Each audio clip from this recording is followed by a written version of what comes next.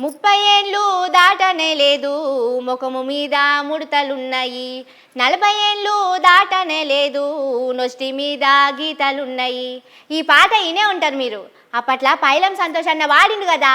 నిజంగా ఇవాళ రేపు 30-35 ఏళ్ళు వచ్చినాయంటే సగం ముసలోళ్ళ లెక్కనే చేస్తున్నారు.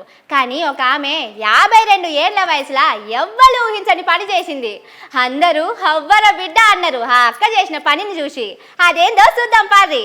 ఈ ఉరుకులు పరుగుల బిజీ జీవితంలా మనిషి మస్తు అలసిపోతున్నాడు. నిమ్మలంగా కూసుందామంటే సుతం తీర్తలేదు.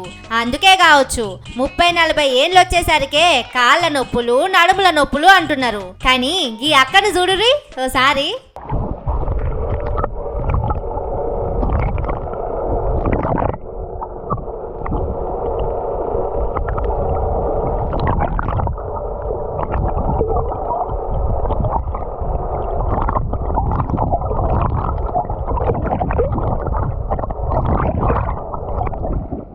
చూసిర్రా ఈ అక్క ఎట్లా కొడుతున్నదో ఈత.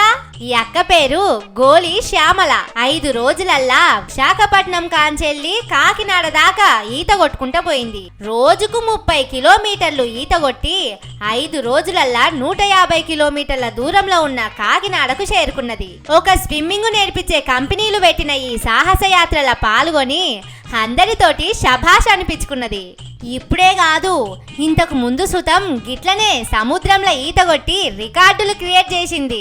కృష్ణా నదిలా, భగీరథ నదిలా, హుగ్లీ నదిలా, గంగా నదిలా ఈత కొట్టి అందరితోటి సప్పట్లు కొట్టిపించుకున్నది.